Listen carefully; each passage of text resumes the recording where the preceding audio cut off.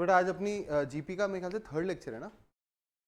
पहले लेक्चर में हमने जीपी देख लिया था, इंट्रोडक्शन ले लिया था जीपी क्या होता है। इसी क्लास में हम लोगों ने nth टर्म ऑफ जीपी देख लिया था, term N terms of a GP देख लिया था, फिर infinite terms of a GP देख लिया था, कन्वर्जिंग जीपी देख लिया था और डाइवर्जिंग जीपी देख लिया था।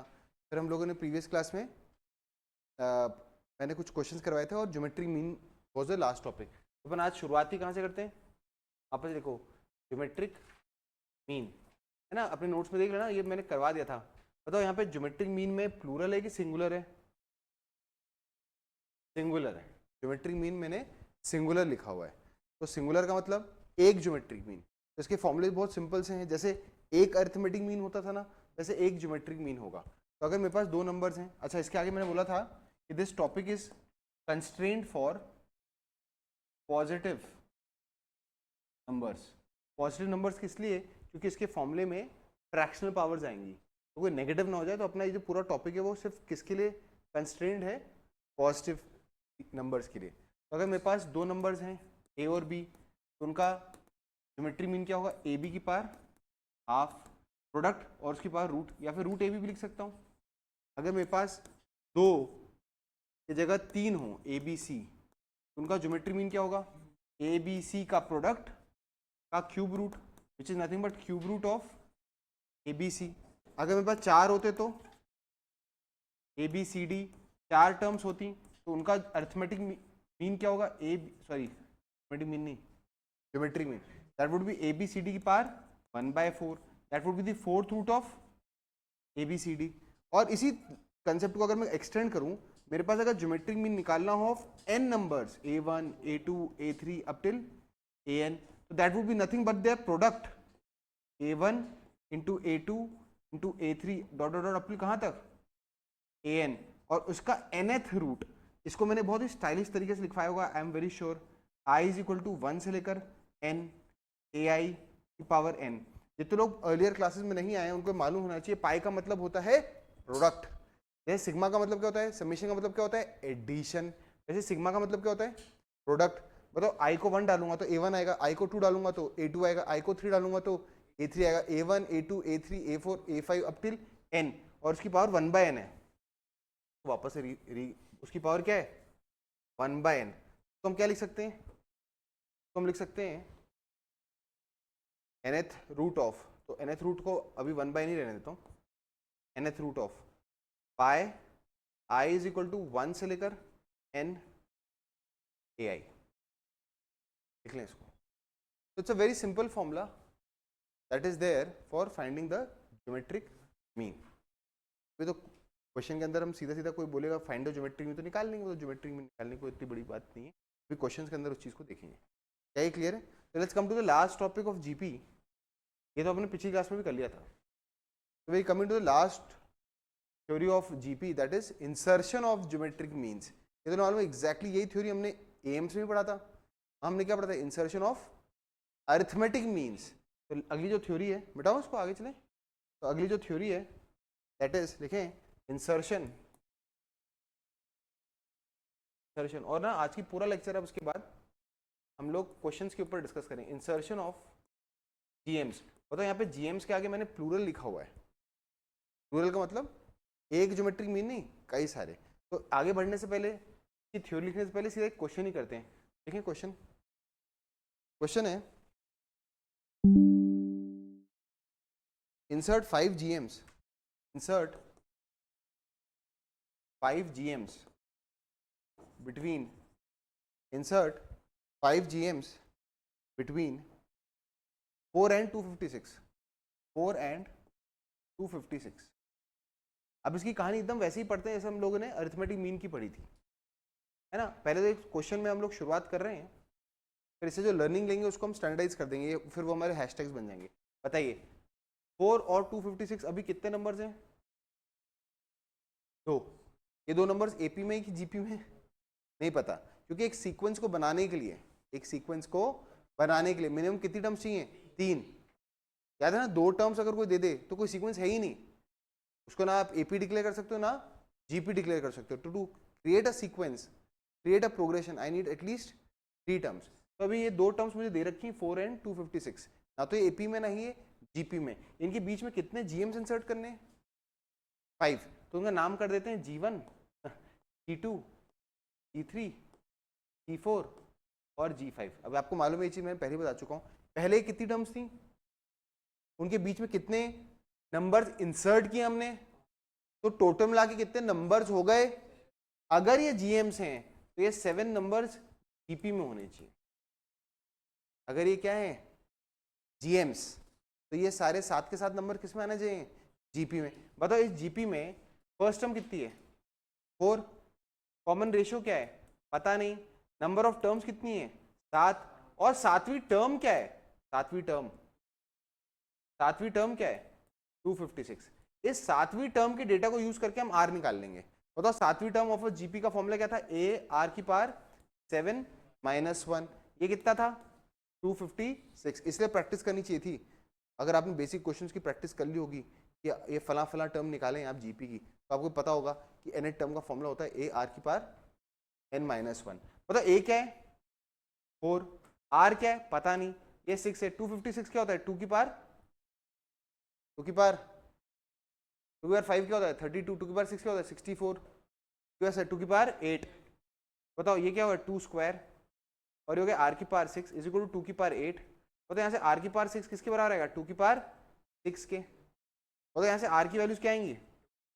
अब मैं चाहता तो आर को 2 बोल के आगे बढ़ जाता, पर यहाँ पे थोड़ा सा मैं तुम्हें रोकूंगा। आर की 2 वैल्यूज हो सकती हैं, +2 भी हो सकती है और -2 भी। याद रखना इवन पावर है ना, तो इस आर की वैल्यू +2 भी हो सकती है और -2 भी लिख सकती है। यहाँ तक लिख लें। तो वो आर जो हमें चाहिए था, वो मिल चुका है। पर मैंने बताया था ना ये टॉपिक जो है that is constraint for only positive numbers, इसलिए r इज इक्वल टू -2 को थोड़ी देर के लिए नेग्लेक्ट कर देता हूं क्योंकि उससे नेगेटिव नंबर्स आएंगे। तो r की वैल्यू क्या आ गई? r की वैल्यू क्या आ गई? ठीक है। अब बताइए जो पहला जीएम है, बताओ उसका नाम क्या दे रखा अपन ने? पहले जीएम का नाम क्या दे रखा है? G1। बताओ G1 हमारे जीपी की कौन सी टर्म है? सेकेंड। तो उसका फॉर्मूला क्या होगा? AR। बताओ G2 हमारे AR² होगा क्योंकि थर्ड टर्म है, and so and so fourth. बताओ आपको मालूम है एक कॉमन रेशियो आ ही चुका है, तो अपन मल्टीप्लाई करके आगे बढ़ते हैं। तो बताओ पहली टर्म कितनी थी? 4। 4 को 2 से मल्टीप्लाई करूंगा तो ये क्या आएगा? 8। इसको 2 से मल्टीप्लाई करूंगा 16। इसको 2 से मल्टीप्लाई करूंगा तो आएगा 34। इसका क्या आएगा? 64। और इसका क्या आएगा? 128। So what are the 5 GMs that had to be inserted? The answer would be, वो जो 5 GMs हैं जिनको इंसर्ट करना है वो है 8, 16, 32, 64 और 128। बेटा आ गया क्या? क्लियर? Is this clear? लिख लें इसको। अब ये जो हमने यहाँ पर ये प्रोसेस किया है, ये प्रोसेस जब मैं बार बार करूंगा तो मुझसे एरर ना हो जाए। जब ये प्रोसेस मैं बार बार करूं तो मुझसे एरर ना हो जाए, तो इस प्रोसेस को स्टैंडर्डाइज कर देंगे जैसे हमने इंसर्शन ऑफ अरिथमेटिक मीन्स में किया था। जैसा हमने क्या किया था? इंसर्शन ऑफ अरिथमेटिक मीन्स में किया था, जहां पे हमने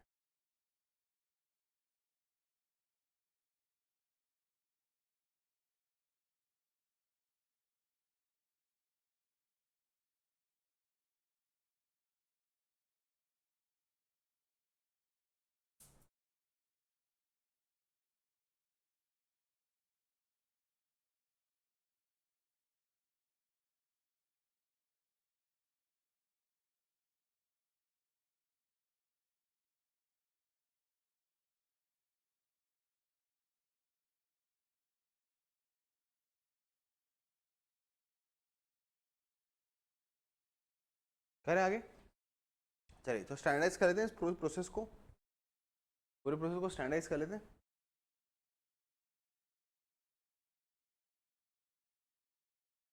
देखिए अगला तो क्वेश्चन है, सॉरी थ्योरी है, इंसर्ट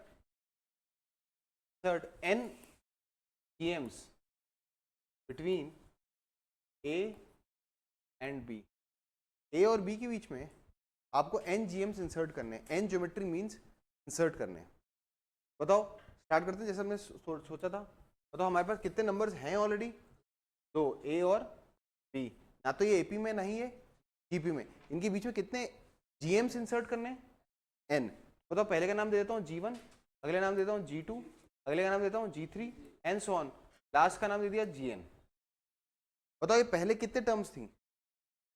2। इनके बीच में कितने टर्म्स इंसर्ट कर दी? n। तो टोटल आगे कितनी टर्म्स हो गई? अगर ये, हमको तो ये जीएम्स चाहिए सर, अगर ये जीएम्स हैं तो ये n+2 टर्म्स किस में आनी चाहिए? Are in GP. बताओ इस जीपी का फर्स्ट टर्म क्या है? a।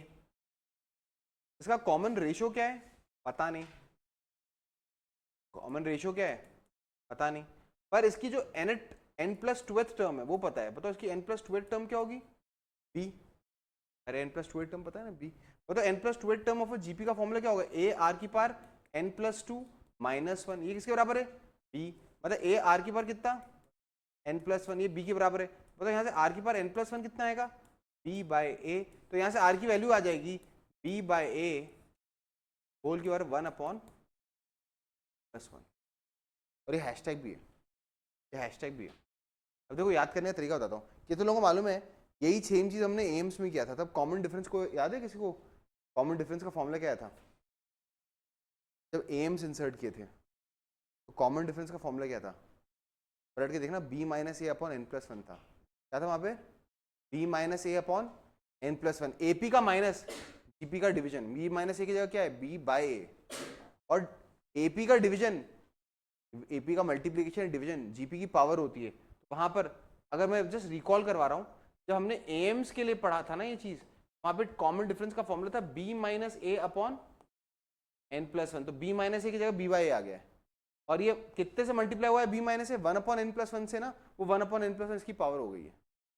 इसे याद कर सकते हैं। तो ये हमारा पहला हैशटैग है इस टॉपिक का। क्या है हैशटैग?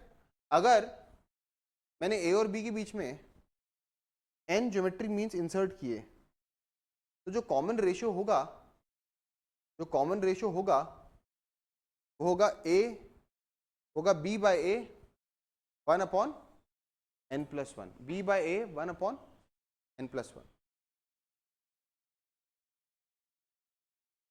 अब बताइए जो पहली टर्म है, जो पहला जीएम है, मतलब पहला जो जीएम है वो हमारी जीपी का कौन सा टर्म है? सेकेंड। Very good. जो हमारा पहला जीएम है वो हमारी इस एपी का सेकेंड टर्म। सेकेंड का फॉर्मूला क्या होगा? A R. बताओ जो हमारा सेकेंड जीपी है, सेकेंड जीएम है, वो हम सेकेंड जीएम जो है वो हमारी जीपी का कौन सा टर्म है? थर्ड। तो उसका फॉर्मूला क्या होगा? A R square. बताओ जी3 का फॉर्मूला क्या होगा? A R cube and so on. तो बताओ जीएन का फॉर्मूला क्या होगा? ए आर की पावर। और आर की वैल्यू तो हमें ऑलरेडी पता ही है, आर की वैल्यू तो हमें ऑलरेडी पता ही है। हम इस आर की वैल्यू को यहाँ से, क्या ये क्लियर है? तो एक छोटा सा हैशटैग और है, और कंप्लीट कर लेते हैं और ये टॉपिक खत्म हो जाएगा। फिर क्वेश्चन करेंगे। पहले मैं तुम्हारे मॉड्यूल से क्वेश्चन कराऊंगा और फिर एपी जीपी के ऊपर मिक्स पीवाई क्यूज, क्योंकि कुछ क्वेश्चन पीवाई क्यूज में एपी जीपी मिक्स होंगे, कुछ प्योर जीपी भी होंगे, वो भी करेंगे। पर आप देखोगे कई ऐसे क्वेश्चन बनते हैं जो एपी जीपी मिक्स होते हैं। करूँ अगला?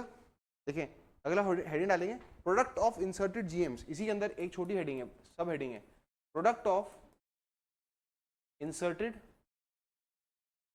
जीएम्स, है ना? तो बेटा आपने अभी तक क्या प्रोसेस किया है? N GMs. कितने जीएम्स इंसर्ट किए थे हमने थोड़ी देर पहले? N GMs are inserted between A and B. A और बी के बीच में तुमने एन जीएम्स इंसर्ट किए थे। कुछ कहानी इस तरह से थी, यहाँ पे ए था, यहाँ बी था, और यहाँ पे तुमने एन जीएम्स इंसर्ट किए थे।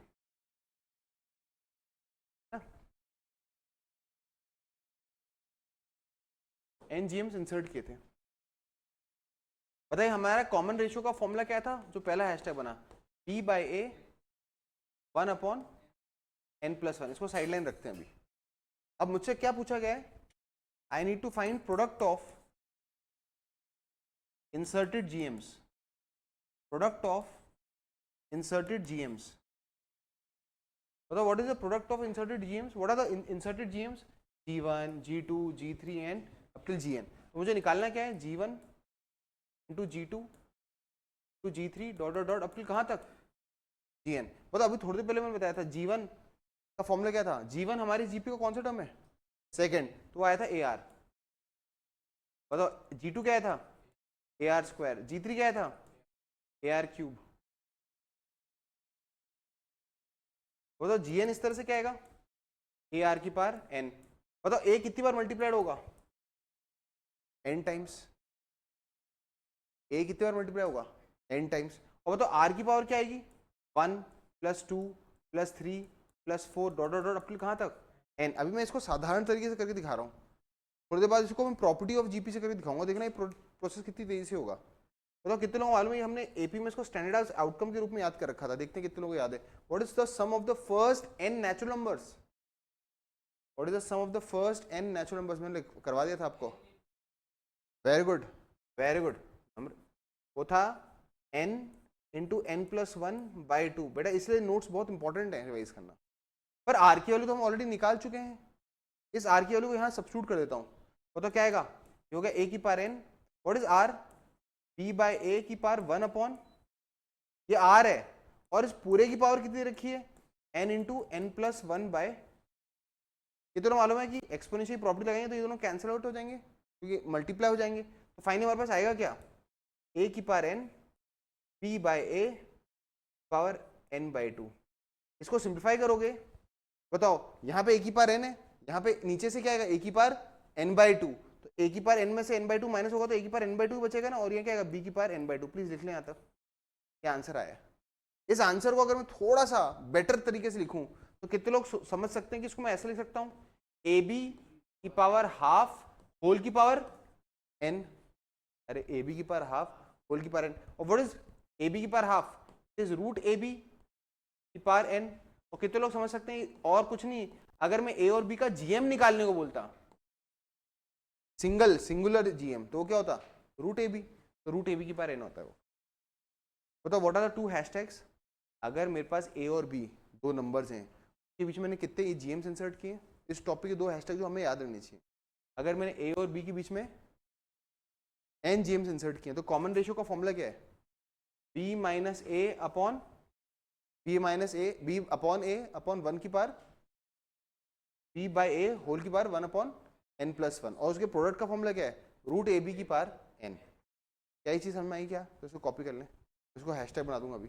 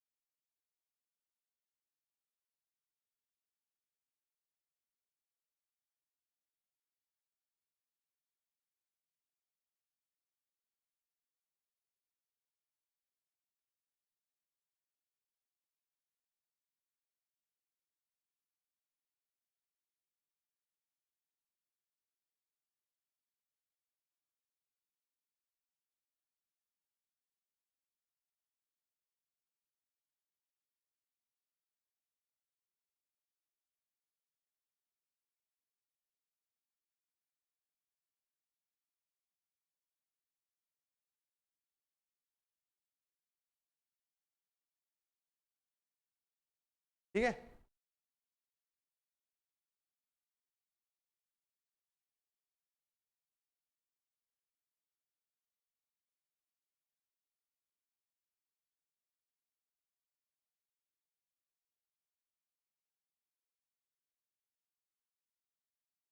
ठीक है, मैं थोड़ा सा स्टैंडर्डाइज कर देता हूँ, रुकना। बताओ अगर मेरे पास, थ्योरी को थोड़ा स्टैंडर्डाइज कर देते हैं क्योंकि बहुत पूछी आती है, तो मेरे पास कितने नंबर्स दे रखे होंगे, दो, ए और, उनके बीच में कितने ज्योमेट्रिक मीन्स इंसर्ट करने को आ सकते हैं, एन। बताओ जब ऐसा होगा तो जो कॉमन रेशियो होगा ये सब मिलकर क्या बना देंगी, ये जो n+2 टर्म्स होंगी मिलकर क्या बनाएंगी, जीपी। बताओ उसमें आर का फॉर्मूला क्या निकाला हमने, b/a की पावर 1 और बताओ सारे जीएम जो मैंने इंसर्ट किए हैं उनके प्रोडक्ट का फॉर्मूला क्या बन गया, क्या इसको मैं ऐसे लिख सकता हूँ, पाई i = 1 से लेकर n। अब ये लिखना इसलिए जरूरी है कि आपकी कंफर्टेबिलिटी बढ़ती है, समेशन का मतलब एडिशन होता है, पाई का मतलब मल्टीप्लिकेशन होता है। बताओ ये क्या आएगा, root a b power n, जो कि ऑब्वियसली है तो ए की power n by two, b की पावर एन बाई टू, पर इस तरह रटना आसान है। बताओ रूट ए बी क्या होता है, ए और बी का single GM power n. But that completes the theory for GP. अपन क्वेश्चंस करेंगे इसके ना, एक एक करके क्वेश्चंस करते हैं। कुछ क्वेश्चंस में पीवाईक्यू से निकाल लेता हूँ, लिखने पर यहाँ तक एक क्विक रिवीजन करवा देता हूँ। सबसे पहले क्या किया था हमने, जनरल टर्म किया था, जनरल टर्म ऑफ जीपी किया था, फिर sum till n terms of GP किया था, फिर हमने कन्वर्जिंग और डाइवर्जिंग जीपी देखा था, फिर देखा था sum till infinite terms A upon 1 minus R, फिर हमने देखा था कि how to assume terms in GP, फिर हमने देखा था कि जीपी की प्रॉपर्टीज क्या होती हैं, फिर हमने देखा था ज्योमेट्रिक मीन क्या होता है, और फिर हमने देखा था इंसर्शन ऑफ ज्योमेट्रिक मीन्स।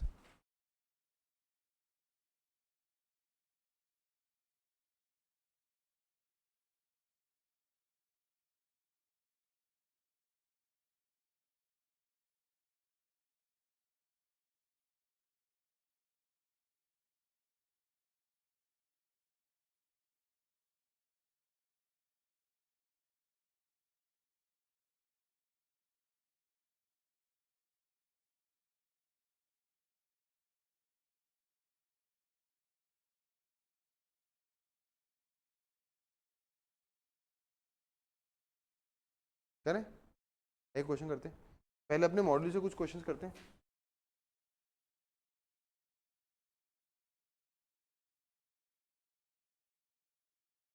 ठीक है, पहला क्वेश्चन है, क्वेश्चन लिखें, the sum of three numbers in GP is 70। The sum of three numbers in GP is 70 if the two extremes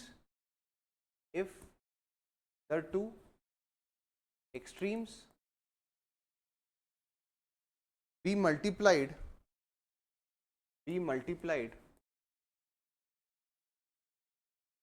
by 4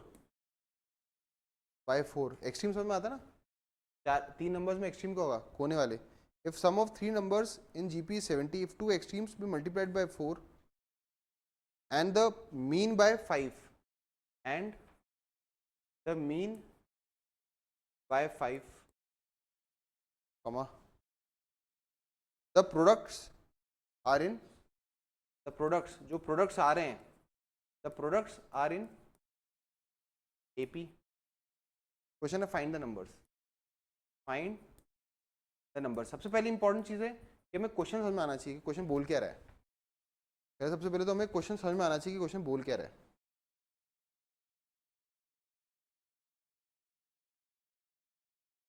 देखते हैं,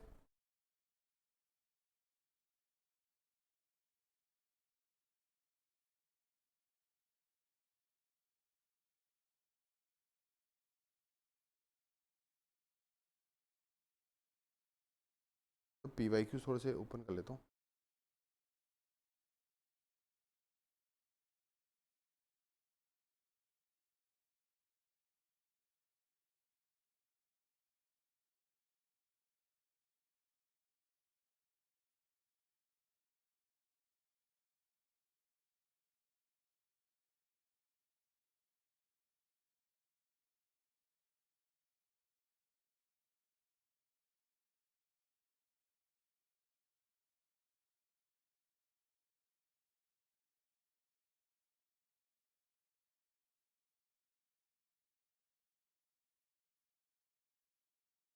है ना, कुछ प्योर क्वेश्चन जीपी की ढूंढने की कोशिश कर रहा हूँ पीवाईक्यू से। चलिए करते हैं, क्वेश्चन बहुत सिंपल है, बताओ क्या करेंगे solution. Let the terms be, बताओ कैसे अज्यूम कर सकता हूँ, ए आर और ए आर स्क्वायर। अच्छा यहाँ पे स्मार्ट सब्स्टिट्यूशन करने का कोई फायदा है क्या, कोई फायदा नहीं है सच, क्योंकि कहीं प्रोडक्ट तो इन्वॉल्व है नहीं। क्या बोला था, सम ऑफ दीज थ्री नंबर्स, मैंने ये तो थ्री नंबर्स हैं जीपी में, उनको ऐसे अज्यूम कर लिया है। तो पहली कंडीशन क्या बोलती है, इनका सम क्या है, what is A plus A R plus A are square 70, A common आ जाएगा, अपने पास क्या बचेगा 1 प्लस आर स्क्वायर, ये कितना हो गया 70। अब वो क्या बोल रहा है, इफ द टू एक्सट्रीम्स, ये दो एक्सट्रीम्स है ना, कोने वाले जो है, एक्सट्रीम्स मतलब कोने वाले, इनको किससे मल्टीप्लाई कर दें 4 से, और जो बीच वाला नंबर इसको मीन कहते हैं, मीन इसको किससे मल्टीप्लाई कर दें 5 से। क्वेश्चन इसलिए भी करवाते हैं कि भाषा समझ में आए, एक्सट्रीम मतलब कोने वाले, मीन्स का मतलब बीच वाले। अच्छा 4 नंबर्स होते हैं तो कोने वाले एक्सट्रीम कहलाते हैं, तो बीच में कितने होते हैं 2, उनको मीन्स कहते हैं। तो बताओ न्यू नंबर्स क्या है, न्यू नंबर्स आफ्टर प्रोडक्ट, बताओ 4a पहला वाला हो जाएगा, दूसरा लास्ट वाला क्या होगा 4ar स्क्वायर, और बीच वाले को किससे मल्टीप्लाई किया आपने 5 से, तो ये आ जाएगा 5ar।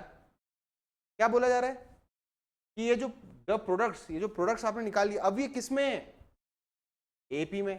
बताओ इसको अपन इक्वेशन नंबर 1 नाम देख के छोड़ देते हैं थोड़ी देर के लिए। बताओ ये एपी में, बताओ 3 नंबर्स एपी में होते तो अपन ने क्या सीखा है, बीच वाले का डबल इज इक्वल टू बाजू वालों का सम।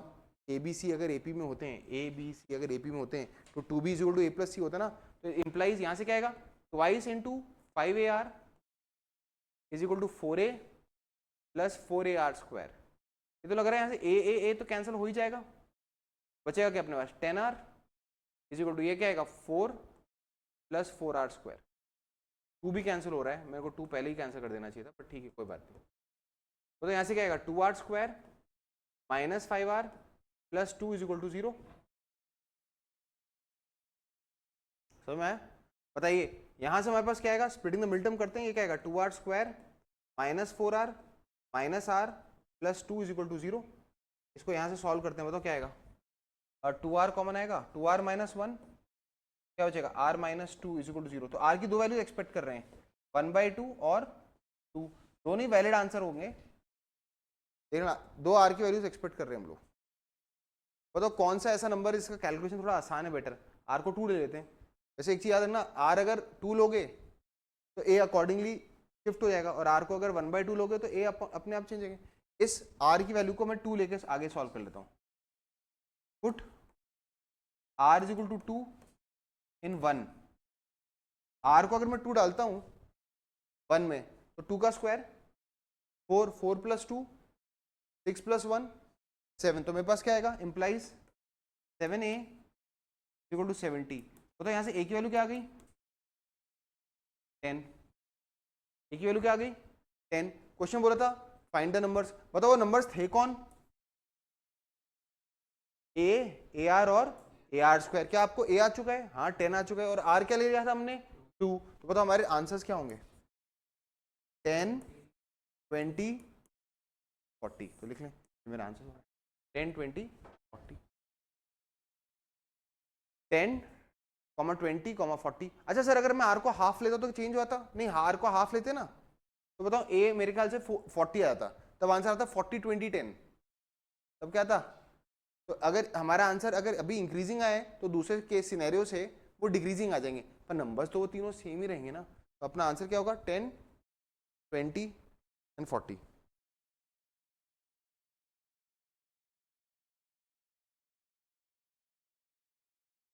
अब मैं 2025 के जेईई मेंस में आया हुआ प्योर क्वेश्चन जीपी का ले रहा हूँ, पहले प्योर क्वेश्चन ले रहा हूँ।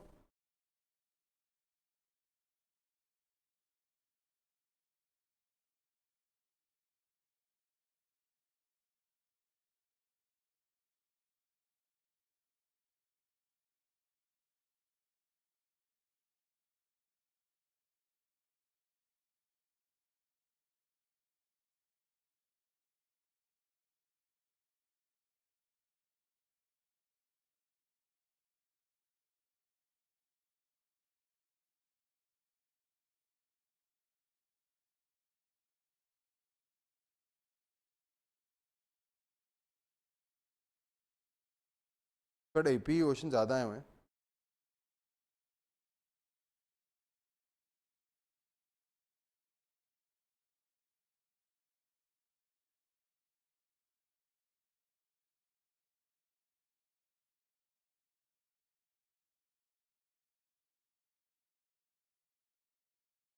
करें अगला क्वेश्चन करें, हाँ। अब पीवाईक्यू क्वेश्चन करवाने का तो सिंगल ऑब्जेक्टिव ये होता है कि एक तो आपको ना जेईई के जो भाषा है वो समझ में आए कि वो अपना कॉम्प्रिहेंशन कैसे रखते हैं। इजी था क्वेश्चन, कोई ऐसा हमने कैलकुलेशन तगड़ा नहीं किया, जो हमसे एक्सपेक्टेड था इसको बस मैथमेटिकली लिखा और फिर सॉल्व कर दिया। चले आगे बढ़े, फिर नेक्स्ट क्वेश्चन। अगला क्वेश्चन है पी वाई क्यू है ना, लिख लेना अपने नोट्स में पी वाई क्यू। अगला क्वेश्चन है let A1, A2, A3 dot dot be a GP of increasing positive terms. बेटा इंक्रीजिंग पॉजिटिव टर्म लिखने से उसने बहुत सारी चीजें बोल दी। पहली बात उसने ये कह दिया कि पहली टर्म जो कि A1 है वो पॉजिटिव है, फर्स्ट टर्म पॉजिटिव है, और कॉमन रेशियो भी पॉजिटिव ही है। उसने बहुत सारी चीजें बोल दी। और इंक्रीजिंग मतलब R1 से बड़ा है। मैं बार बार कह रहा हूं, सिर्फ इस चीज को कह देने से इंक्रीजिंग पॉजिटिव, उसने पहली बात बोल दी कि पहला टर्म है वो भी कैसा है, पॉजिटिव। मेरा कॉमन रेशियो भी क्या होगा, पॉजिटिव, और R1 से बड़ा होगा क्योंकि इंक्रीजिंग है ना, तो आप किसी 1 से बड़ी क्वांटिटी से मल्टीप्लाई करो तभी तो टर्म्स का मैग्नीट्यूड बढ़ेगा। तो ये आंसर्ड असम्पशन है ना। तो A1, A2, A3 be a GP of increasing positive terms, stop. If अब उसने क्या कंडीशन दे रखी, A1 into A5, A1 into A5 is equal to 28 and A2 plus A4 is equal to 29। Then A6 पूछा उसने is equal to, बहुत ही simple सा टिपिकल जीपी का क्वेश्चन है, करें जरा।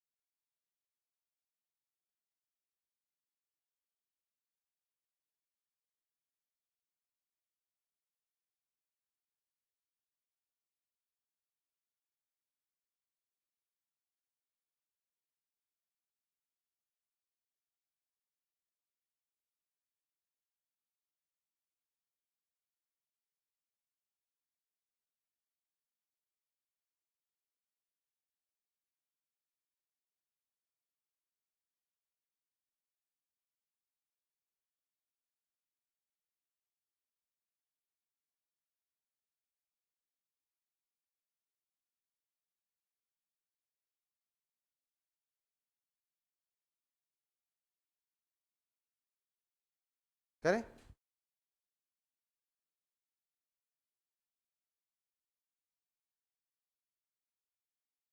चलिए तो स्टार्ट कैसे करेंगे भाई, सब कुछ नॉर्मल है। Let the first term be A and the common ratio be R। तो बताओ A1 क्या है, A, और A5 क्या है, A R की पावर 4, ये किसके बराबर है, 28 के बराबर है।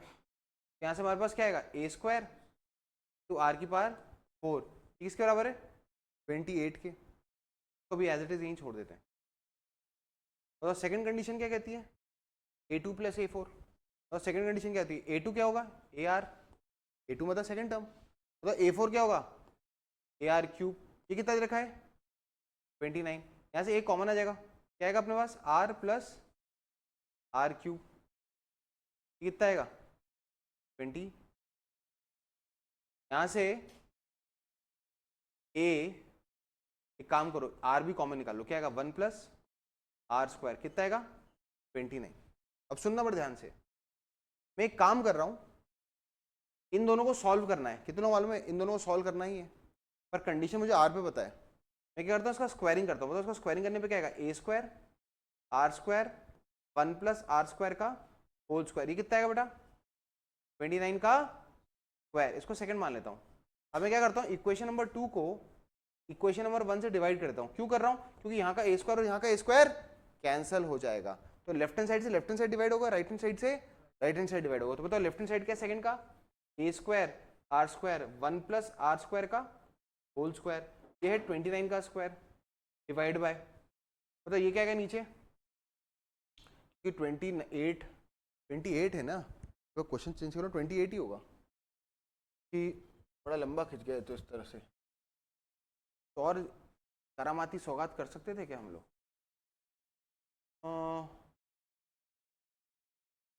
बड़ा मुश्किल होता। मैं अभी बोल दूंगा कुछ, रिकॉर्ड भी हो जाएगा। यूट्यूब पे डाल देता हूँ फिर मैं। तो ये इसको डिवाइड करोगे तो क्या आएगा, ए स्क्वायर आर की पावर 4, ये कितना आएगा 28। यहाँ से ए स्क्वायर कैंसिल हो जाएगा और आर स्क्वायर पूरा कटेगा, यहाँ पे 2 ही बचेगा। फाइनली अपने पास बचेगा क्या, 1 प्लस आर स्क्वायर का whole square upon r square is equal to 29 का स्क्वायर अपॉन 28। करते हैं अभी तो और सॉल्व करते हैं, तो सॉल्व करके हम लोग आर की वैल्यू निकालने की कोशिश करते हैं ना। और हमें मालूम है आर के बारे में एक डेटा हमें पता है इस लाइन से कि आर 1 से बड़ा है। देखते हैं,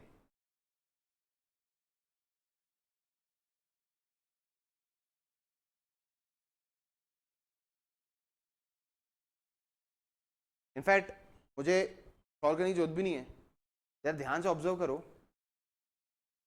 आर स्क्वायर की वैल्यू 28 ही आ गई। कितने लोग समझ गए क्यों?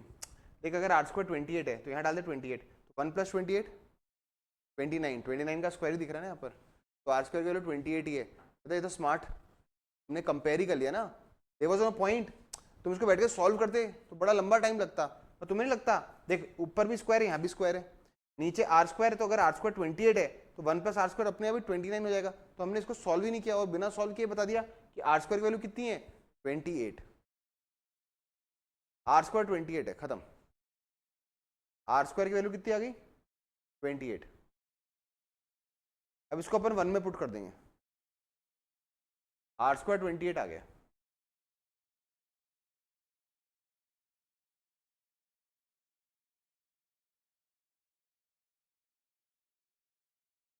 है ना, सॉल्व करने जाते तो बहुत लंबा टाइम लग जाता।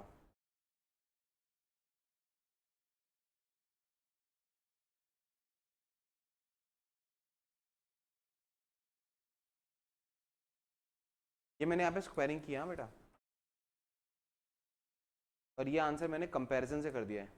बाकी आप लोग घर जाके इसको पूरी तरह सॉल्व भी कर सकते हो, कंपैरिजन से निकाल दिया। Let's put this value of r square which is 28 in 1। Let's put this value of r square which is 28 in 1। तो 1 क्या है, 1 ये कहता है ए स्क्वायर आर की पावर 4 28 है, और हमने क्या पता लगा रखा है कि आर स्क्वायर की वैल्यू कितनी निकाली हमने 28। यहाँ पुट कर देते हैं, बताओ ये क्या है, ए स्क्वायर, ये आर स्क्वायर का whole square is equal to 28, क्या है ए स्क्वायर 28 का whole square is equal to 28। तो a square is equal to कितना आएगा 1/28। ये तो लग रहा है ए स्क्वायर 1/28 आ गया। बताओ क्योंकि we were dealing with positive terms, we were dealing with positive terms. बताओ ए की वैल्यू क्या होगी 1/√28। क्यों क्यों? क्यों हमें मालूम है ए की 2 वैल्यूज पॉसिबल है, प्लस और माइनस, पर हम पॉजिटिव टर्म्स है। बताओ आर स्क्वायर 28 है, पर since we are dealing with positive terms तो आर की वैल्यू क्या होगी √28। अब सोचो उसने पूछा क्या अपने से, तो पूछा है फाइंड द 6th टर्म। बताओ 6th टर्म का फॉर्मूला क्या होता है, a6 a r की पावर 5, a कितना है 1/√28, और r की पावर 5 क्या है √28 की पावर 5, तो क्या आएगा √28 की पावर 4, जो कि क्या आएगा 28 का स्क्वायर। बताओ 28 का स्क्वायर कितना आएगा, कितना 28 का स्क्वायर कितना आएगा, 4 से एंड करेगा, पर 28 का स्क्वायर कितना होगा 7, पक्का 784। तो लिख लें, तो answer comes out to be 784। Calculation थोड़ी ट्रिकी थी, मतलब रूट वूट आ गया था ना।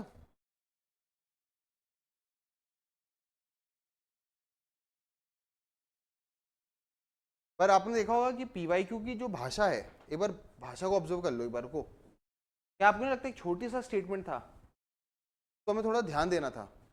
इंक्रीजिंग होने का मतलब क्या था कि आर 1 से बड़ा है, पॉजिटिव होने का मतलब आर 1 से बड़ा हो तो ये पॉजिटिव भी होना चाहिए, ए भी पॉजिटिव होना चाहिए।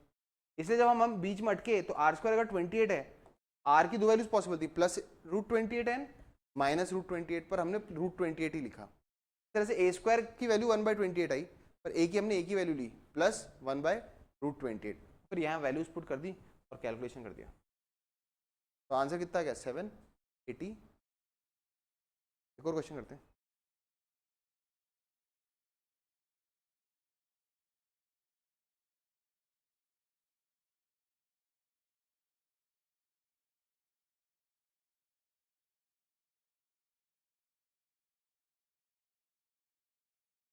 करें स्टार्ट। सिर्फ जीपी का प्योर क्वेश्चन ढूंढ रहा हूँ मैं।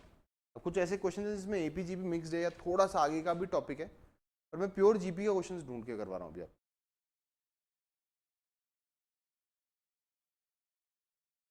नेक्स्ट चला अगला, ठीक है, थोड़ा सा लेंदी है क्वेश्चन, लिख लें। Let the sum of an infinite GP, let the sum of infinite GP. बेटा बताओ इनफाइनाइट जीपी बोलती है आपके जहन में क्या क्या आ गया? पहली बात तो इसका कॉमन रेशियो का मैग्नीट्यूड जो होना चाहिए वो 1 से छोटा होना चाहिए, क्योंकि तभी उसका whose first term is a, अच्छा ये सब चीजों से लिख दी, whose first term is a, हम भी फर्स्ट टर्म ए ही मानते, whose first term is a and common differences are, and common ratio, sorry difference नहीं, common ratio is r p5, p5 मतलब जो इनफाइनाइट जीपी है की पहली टर्म ए है और कॉमन रेशियो 5 है, विद अ कंडीशन की ये एक कन्वर्जिंग जीपी है, इसका सम कितना है 5। Let the sum of the first, let sum of first 5 terms, इसी जीपी की जो सम ऑफ फर्स्ट 5 टर्म्स हैं इज 98/25, वो है 98/25, 98/25। the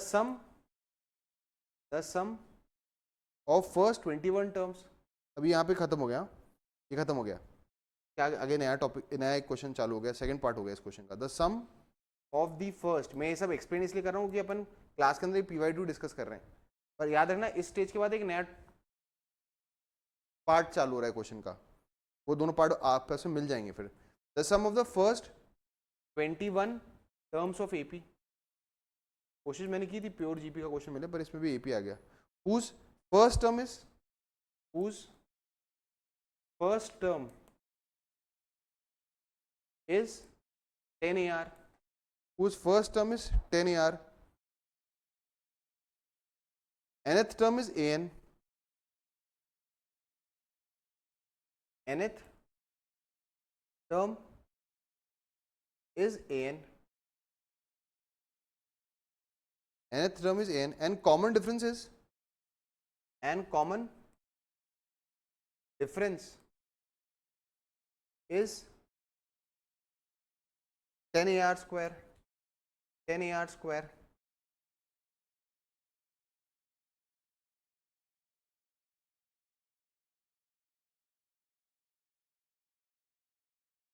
is equal to, is equal to। अब देखो क्वेश्चन इतना लंबा है, क्वेश्चन के एंडिंग तक आते आते अपन ये सोच भूल गए कि क्या क्या है, क्या चीज़ निकालनी है। एनीवेज मैं ऑप्शन देख रहा हूँ, 21A11 बी ऑप्शन है, 22A11 सी ऑप्शन है, 15A16 एंड डी ऑप्शन है 14A16। चलो क्वेश्चन देखते हैं क्या है, सॉल्व करते हैं। पहले मैंने क्वेश्चन के अंदर एक लाइन खींच दी बीच में, बाकी बताओ स्टार्टिंग की कहानी किससे चालू हुई? जीपी से, तो अपन जीपी से चालू करेंगे। जीपी में दो किरदार इंट्रोड्यूस किए उन्होंने, कौन कौन से दो किरदार इंट्रोड्यूस किए? ए और आर, क्योंकि इनफाइनाइट जीपी तो हमें मालूम है इसका कॉमन रेशियो का जो मैग्नीट्यूड होगा वो 1 से छोटा होगा। बताओ उसका सम कितना दे रखा है 5, और उसने बोला है कि let the sum of the first 5 terms, उसी जीपी की sum of the first 5 terms कितनी है 98/25। कितने लोग रियलाइज होता है ए और आर में दो इक्वेशन बन जाएंगे, सॉल्व करके ए और आर आ जाएंगे। तो पहले ए और आर निकाल लेंगे, फिर अगले टॉपिक में चलते हैं। The sum of the first 21 terms of an AP निकालना है। देखो इधर, the sum of the first 21 terms of AP निकालना है। अब उस एपी की खासियत क्या है, उसकी फर्स्ट टर्म कितनी है 10 AR, तो ए और आर पता चल जाएंगे, तो 10 AR भी पता चल जाएगा, और उसका कॉमन डिफरेंस कितना है 10 AR स्क्वायर, तो फिर हमारे पास कॉमन डिफरेंस भी आ जाएगा। तो उसकी फर्स्ट 21 टर्म्स का सम निकालना। उसके बाद वो चैन नहीं मिला, उसने भी आंसर जो दे रखा है वो किसके टर्म्स में दे रखा है A11, ये किसकी टर्म्स हैं, AN किसकी टर्म्स हैं एपी की nth टर्म है। तो अपन देख लेंगे ये सब क्या है, ये बात की बातें। पहले अपन फर्स्ट पार्ट डिकोड करते हैं, ये वाला part decode, let's decode the first part. First part पे अपन कॉन्सेंट्रेट कर रहे हैं। बताओ फर्स्ट पार्ट में किसके ऊपर है क्वेश्चन, जीपी में। बताओ फर्स्ट टर्म कितनी है कॉमन रेशियो कितना है आर, तो बताओ ए अपॉन 1 माइनस आर क्या होता है ये इनफाइनाइट जीपी का सम, ये किसके बराबर है 5 के। और यहाँ पे लिख देता हूँ मैग्नीट्यूड ऑफ आर 1 से छोटा है, क्योंकि हमारे पास जो जीपी वो कैसी है कॉन्वर्जिंग, अगर जीपी कॉन्वर्जिंग नहीं हुई तो इनफाइनाइट जीपी का सम फाइनाइट नहीं आएगा, ठीक है। ए अपॉन 1 माइनस आर आ गया, यहाँ से सॉल्व कर लेंगे, यहाँ से क्या आएगा A is equal to 5 into 1 minus R. अब इसको एज इट इज छोड़ देते हैं, बाद में सोचेंगे इसका क्या यूज करना है। बताओ what is the second thing that is given, the sum of the first 5 terms. बताओ sum of the first times of GP क्या होता है ए 1 माइनस आर की पावर 5 अपॉन 1 माइनस आर, यही होगा ना sum of the first 5 terms of GP a number of terms 5। ये कितना दे रखा आपने को 98/25, ये हमारा सेकंड इक्वेशन है। कितने लोगों को लग रहा है कि इन दोनों को सॉल्व करके ए और आर निकालना है, तो यहाँ से ए की वैल्यू निकालते हैं और यहाँ सब्स्टिट्यूट कर देते हैं। तो SS 1 and 2, what is the meaning of SS simultaneously solve. मैं यहाँ से ए की वैल्यू उठा रहा हूँ, यहाँ पुट कर दे रहा हूँ, तो कितना आएगा 5 into 1 minus r into 1 minus are की पावर 5, नीचे क्या आएगा 1 minus r is equal to कितना 98/25। कितने लोगों को दिख रहा है 1 माइनस आर से 1 माइनस आर कट जाएगा, और हमारे पास 1 माइनस आर की पावर 5 कितना आएगा 98/125। अरे ये 5 भी नीचे चले गया। बताओ यहाँ से r की पावर 5 का एक्सप्रेशन क्या आ जाएगा 1 माइनस 98/125, है ना। बताओ व्हाट इज ये कितना सॉल्व करोगे तो क्या आएगा r की power 5 is equal to 125 minus 98/125। सोच के बताना कितना आएगा, व्हाट इज 125 माइनस 98, 27/125। ये तो मालूम है 27 क्या होता है 3 का क्यूब, और 125 क्या होता है 5 का क्यूब। तो आर की वैल्यू आ गई अपने पास क्या 3/5 का क्यूब पावर 1/5, हमारे पास आर आ गया, और आर एकदम परफेक्ट आया कि आर 1 से छोटा ही है। देख लें इसको, ये हम लोग मेहनत करके, बेटा अब कैलकुलेशन ट्रिकी है थोड़ी सी, पर यही तो जेई का खेल है ना, कि क्वेश्चन अगर एपी जीपी बनाना है थोड़ी कैलकुलेशन ट्रिकी दे देते हैं।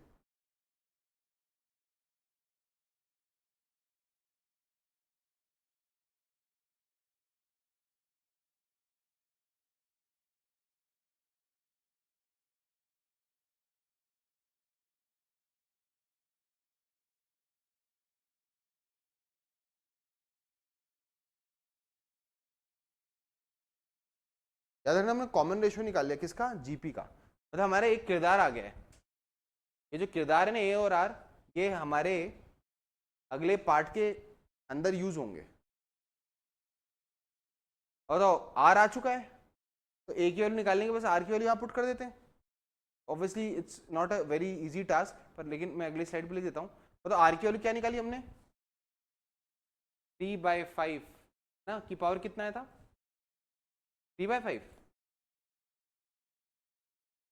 3/5 की पावर 3/5, और हमारा ए क्या है पुट इन 1, ए क्या है 5 इंटू 1 माइनस आर, ये यहाँ लिख दिया मैंने, देखो ये रहा ए क्या है 5 इंटू 1 माइनस आर। अब ये किरदार खत्म, ये कहानी खत्म, यहाँ पे लिख के छोड़ देते हैं। ए कितना है 5 इंटू 1 माइनस आर, जब जरूरत पड़ेगी तो आर की वैल्यू यहाँ से पुट कर दूंगा, चलेगा क्या। चले आगे बढ़ते हैं, क्या लिखा हुआ है बताओ, सेकंड पार्ट पढ़ना चालू करो। अब ये कहानी खत्म जीपी की, ये जीपी कहानी खत्म।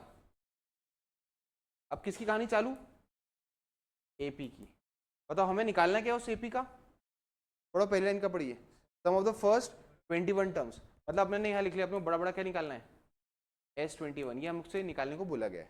बताओ S21 का फॉर्मूला क्या होता है किसी भी एपी का 21/2 2 इंटू द फर्स्ट टर्म, है ना, first term and so on. अभी मैं नहीं लिखता हूँ, बताता हूँ क्यों, क्योंकि फर्स्ट टर्म के बारे में उसने कुछ कह रखा है। चलो आओ बताओ उस एपी का फर्स्ट टर्म कितना है 10 AR।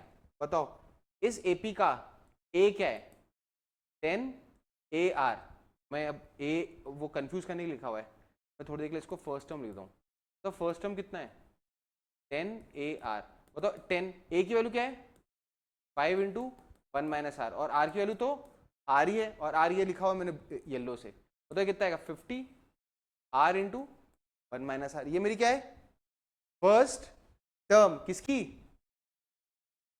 एपी की। बताओ अगला पार्ट क्या है, एन टर्म तो लो ए एन है। What is the common difference, 10 A R square. बताओ कॉमन डिफरेंस को हम डी से डिनोट करते हैं, वो क्या है 10 ए आर स्क्वायर। बेटा ए की वैल्यू क्या है 5 into 1 minus r into r square, तो कितना का 50 1 minus r into r square, तो ये डी भी आ गया। बताओ ये डी भी आ गया और हमारे एपी का पहला टर्म भी आ गया, A1 लिख देता हूं उसको।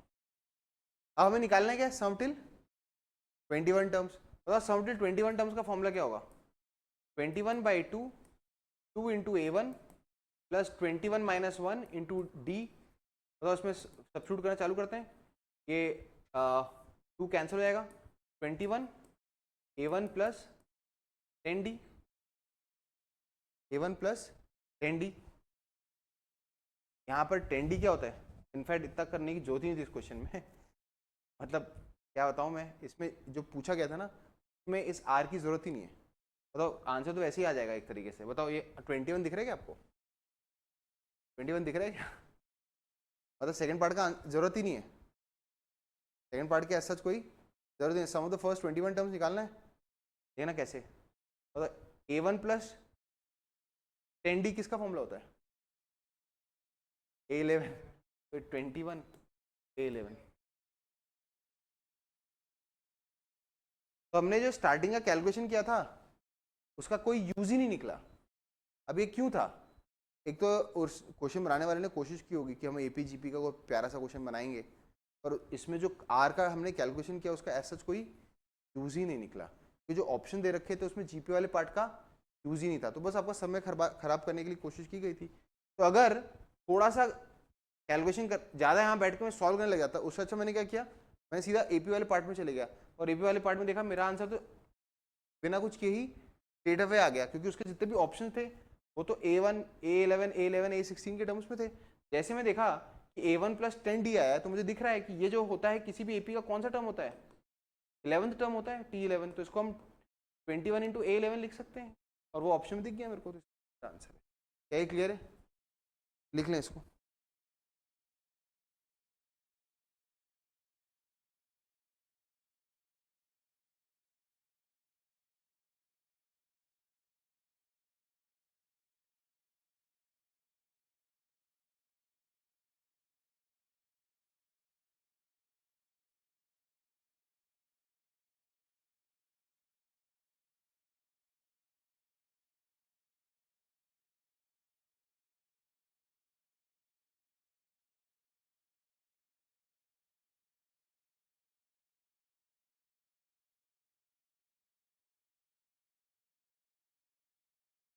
धोखे वाला क्वेश्चन निकला ये तो।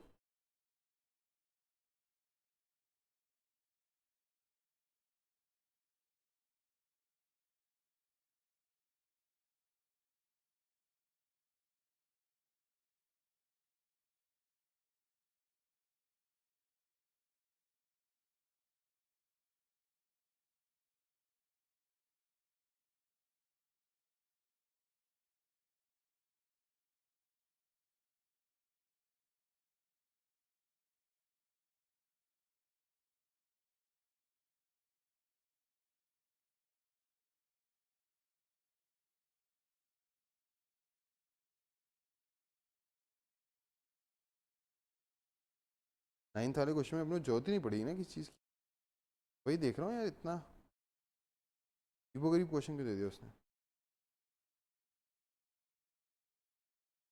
सही बात है, उतना लंबी कहानी की कोई जरूरत ही नहीं थी। Anyways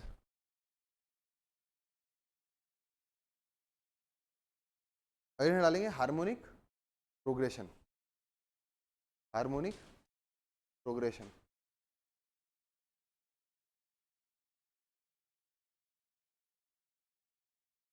what is harmonic progression, HP बोला, शॉर्ट फॉर्म में क्या बोलते हैं अपन, HP।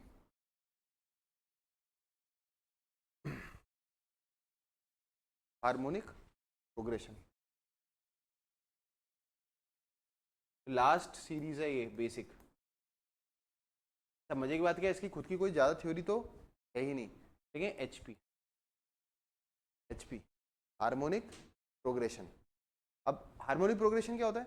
देखिए, if reciprocal of each term result in an AP, if reciprocal of each term, if reciprocal of each terms results into an AP, if reciprocal of each term result into a AP, the original series is an HP. If reciprocal of each term क्या होता है? HP. If reciprocal of each term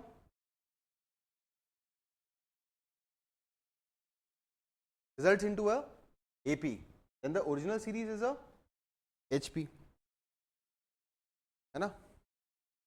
इसको अपन ऐसे लिख सकते हैं, देखिए hashtag if A1 A2 A3 dot dot dot अपने AN लिख लो, are in HP.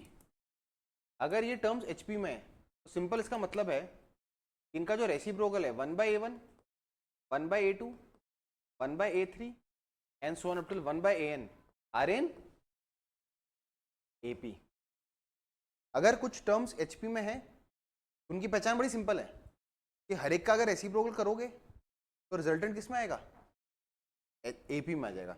What is the general HP looks like? A general HP looks like 1 upon A, 1 upon A plus D, 1 upon A plus 2D, 1 upon A plus 3D and so on. कोई बता सकते हैं इसकी nth term क्या होगी? A plus, sir क्या कर रहे हैं हम? तो बस हमने AP की जनरल टर्म का रेसिप्रोकल कर दिया है. बताओ what is the nth term of an HP looks like? 1 upon A plus n minus 1D. पर मैं जितना भी थ्योरी लिखवा दूं, एक चीज याद रखना, HP की खुद की कोई थ्योरी नहीं है. HP की सारी थ्योरीज में हमें सारी टर्म्स का क्या करना होगा? रेसिप्रोकल.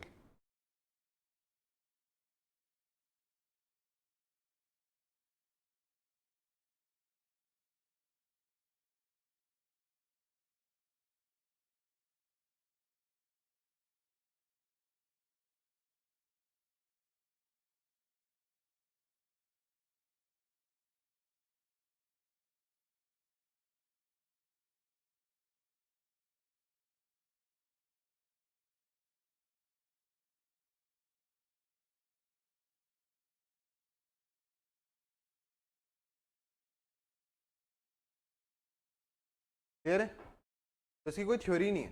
लिख लिया? चलो स्टार्ट करते हैं. अगर कभी कोई हैशटैग में लिख लो बेटा, फटाफट लिख यार. अगर तुमसे कोई कह दे, लिखा hashtag if ABC are in HP, if ABC are in HP, इसका मतलब क्या? सिंपल. अच्छा, इसका मतलब ये है कि A का रेसिप्रोकल कर दो 1/A, B का रेसिप्रोकल 1/B और 1 C का आर इन AP.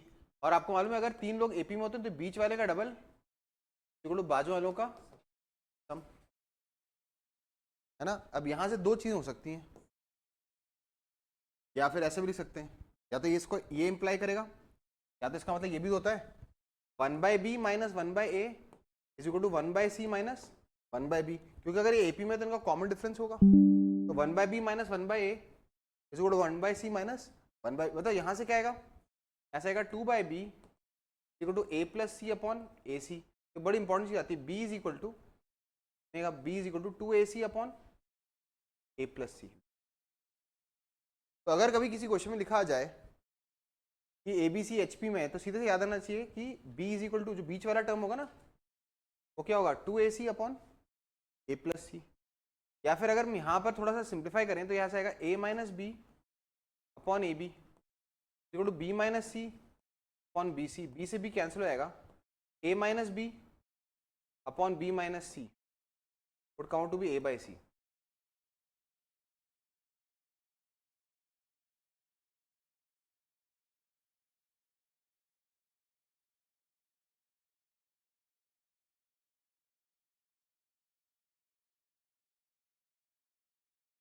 अब देखा ये वाला ब्रांच तो भी आगे और बढ़ेगा. अभी हम हार्मोनिक मीन पढ़ेंगे ना, ये वाला ब्रांच तो और भी आगे बढ़ेगा.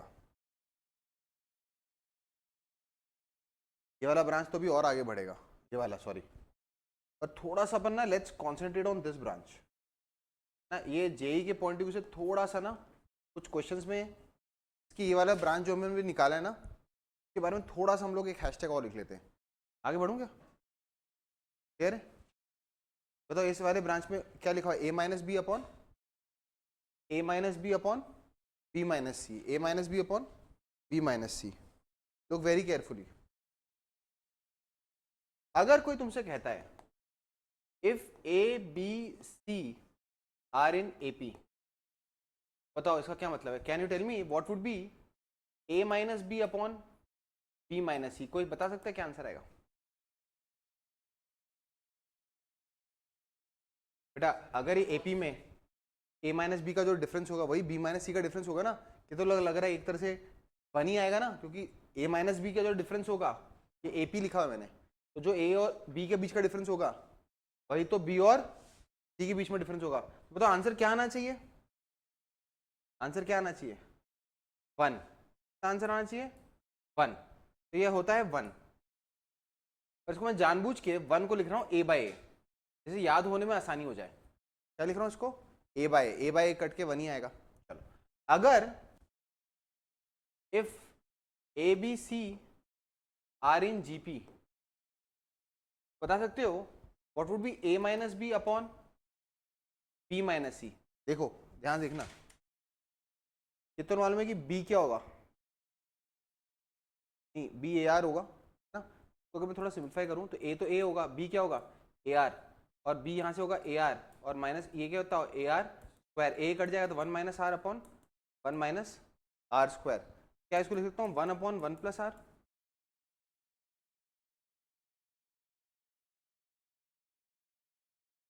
गड़बड़ की ना मैंने, आर माइनस आर स्क्वायर होगा, सॉरी गड़बड़ की मैंने। ये कितना होगा? आर माइनस आर स्क्वायर, ये आएगा 1 माइनस आर, नीचे से आर कॉमन आएगा, क्या आएगा? 1 माइनस आर, 1 माइनस आर से 1 माइनस क्या हो जाएगा? 1 बाय आर। अब मैं जरा इसको ए से मल्टीप्लाई डिवाइड करता हूँ, ए अपॉन ए आर लिख सकता हूँ, ए अपॉन, तो ए आर कौन था? बी। तो फिर यहाँ पे आंसर आता है ए बाय बी। यहाँ पे आंसर क्या आता है? क्योंकि वो सेकंड टर्म थी ना। और अभी हमने एचपी के लिए क्या पढ़ा? A by C. If A by A B C, if A B C are in HP, are in HP, तो एपी में होता है तो what is A minus B upon B minus C? 1 A by A minus B upon B minus C. GP में होते हैं तो क्या होता है? A by B. और अभी हमने थोड़ी देर के लिए यही चीज किसके लिए सीखी थी अपन ने? एचपी के लिए। बताओ एचपी के लिए हमने ये चीज क्या प्रूव कर निकाल ली?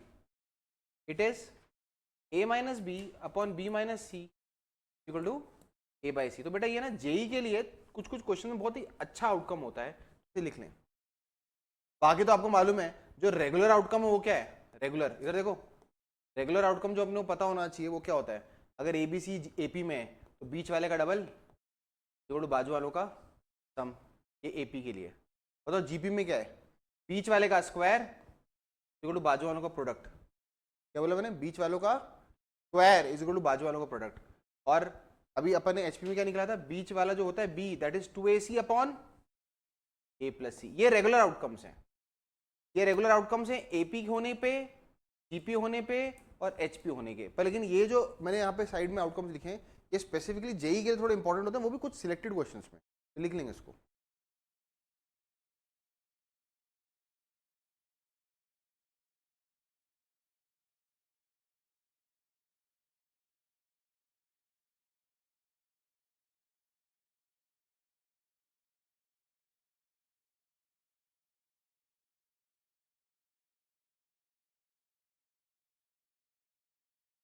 ये टॉपिक अपने को खत्म करना है तो अगला टॉपिक लिखेंगे हार्मोनिक मीन, फिर इंसर्शन ऑफ हार्मोनिक मीन। कोई टॉपिक नहीं है, वो एक क्वेश्चन करवा दूंगा और आज का लेक्चर फिर वहीं स्टॉप करेंगे। एपी भी खत्म, जीपी भी खत्म हो जाएगा और एचपी भी खत्म हो जाएगा। अगली क्लास जो होगी ना प्योर डिस्कशन ऑफ क्वेश्चंस होगी।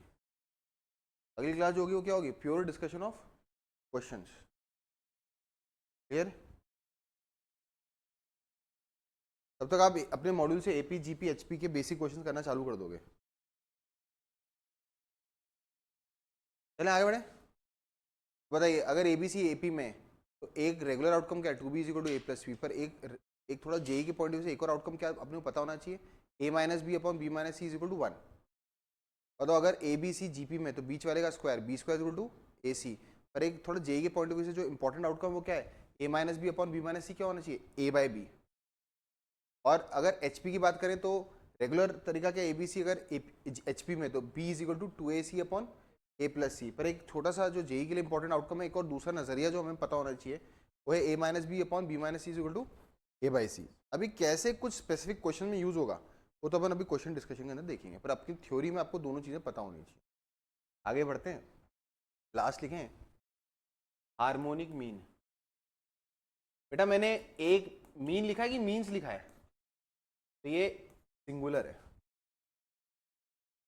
तो अगर ये देखना, अभी मैंने बोला था ना ए बी सी अगर एच पी में है, बी क्या होता है 2ac अपॉन, ये बीच में जो आता है ना इसी को बोलते हैं हार्मोनिक मीन। क्या बोलते हैं, ए और सी का हार्मोनिक। बेटा कितने लोगों को रियलाइज होता है, इसको अपन ऐसे लिख सकते हैं 2 upon 1 by A plus 1 by C. कितने लोग इस बात से सहमत हैं, लिख सकते हैं ना। अब इस ढांचे को अपन स्टैंडर्डाइज कर देंगे। यहाँ पे बीच में जो नंबर आता है ना वही ए और सी का हार्मोनिक मीन होता है। तो what is harmonic mean of A and B, सुनना, it is nothing but 2 upon 1 by A plus 1 by B. कितने लोगों को रियलाइज होता है इसके अंदर ए एम के फॉर्मूले जैसी बू आ रही है, बस आ रही ना ए एम के फॉर्मूले। ए एम का फॉर्मूला क्या होता है, ए प्लस बी बाई 2। यहाँ पे रेसिप्रोकल है 2 upon 1 by A 1 by B. बताओ अगर 3 टर्म्स होंगी M of terms A B C, का फॉर्मूला क्या है 3 upon 1 by A plus 1 by B plus 1 by C. We are extending the concept. बताओ what would be H M of A B C D, 4 upon 1 by A plus 1 by B plus 1 by C 1 by D. तो अगर मैं इसको standardise करना चाहूँ for n terms a1, a2, a3 dot dot up to an, तो formula क्या बनेगा n upon, बोल बेटा 1 by a1 plus 1 by a2 plus 1 by a3 dot dot up till 1 by n। क्या इसको स्टाइलिश तरीके से लिखता हूँ, n upon summation i is equal to 1 से लेकर n, 1 अपॉन a i लिखता हूँ ना। That is the formula for harmonic mean, singular mean. ठीक है,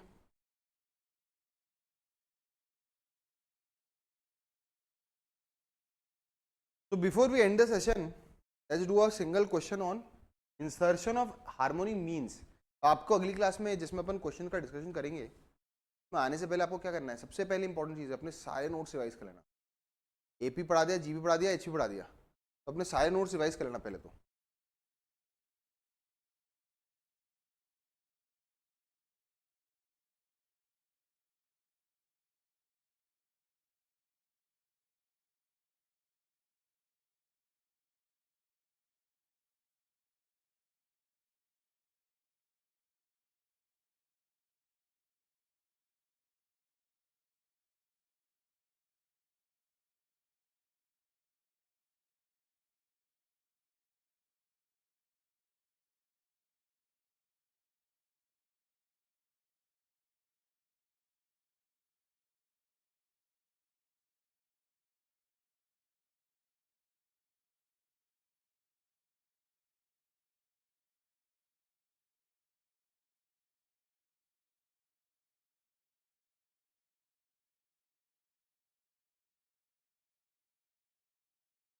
जाने आगे तो सीधा क्वेश्चन से, एक क्वेश्चन से एंडिंग करेंगे। वो क्वेश्चन जो है असल में क्या है, हमने जब एम पढ़ा था उसके बाद पढ़ा था इंसर्शन ऑफ एम्स, हमने जीएम पढ़ा तो हमने उसके बाद पढ़ा इंसर्शन ऑफ जीएम्स।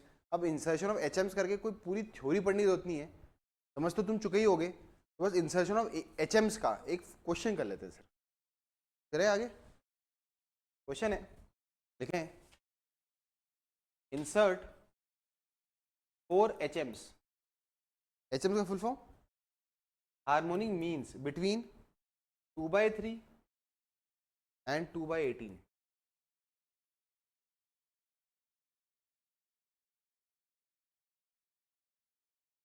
ठीक है, चलिए स्टार्ट करते हैं।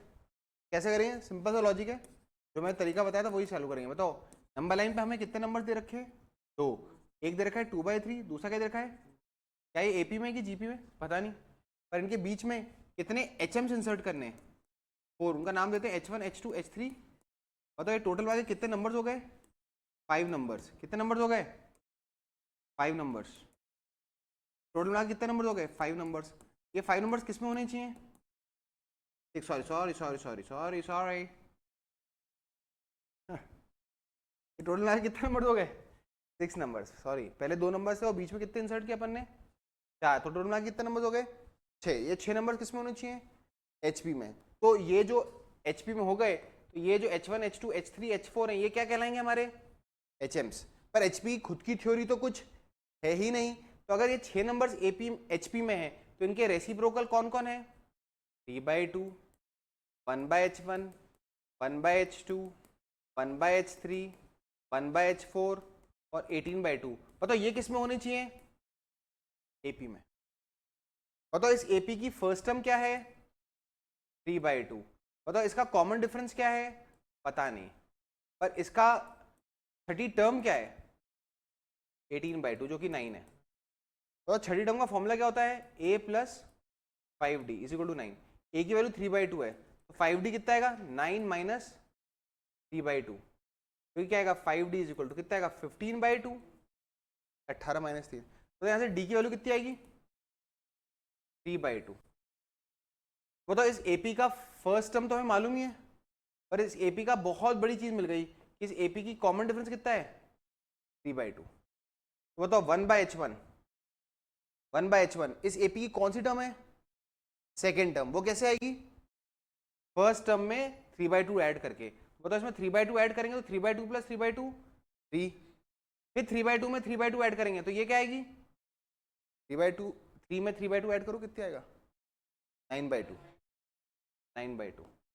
फिर 3/2 ऐड करोगे तो कितना आएगा? 12/2, जो कि कितना है? 6। और फिर 3/2 ऐड करोगे तो कितना आएगा? 3/2। तो मतलब व्हाट इज 1/H1? 3। अगर 1/H1 3 है तो बताओ H1 कितना होगा? अरे 1/H1 3 है तो H1 कितना होगा? 1/3।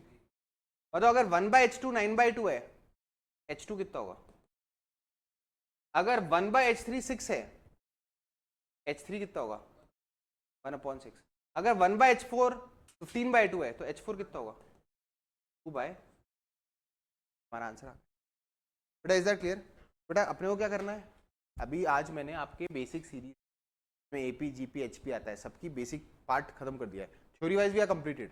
अब हमें इसके आगे पढ़ने हैं मीन्स के बीच में रिलेशंस, वो अपन अगली क्लास में देखेंगे, नेक्स्ट टू नेक्स्ट क्लास में देखेंगे। पर अगली क्लास जो होगी प्योर क्वेश्चन डिस्कशन होगा। कुछ सिलेक्ट क्वेश्चन में सिलेक्ट करके लाऊंगा, उनको अपन डिस्कस करेंगे। ठीक है? तो आप लोग अपनी थ्योरी रिवाइज कर लेना और अपने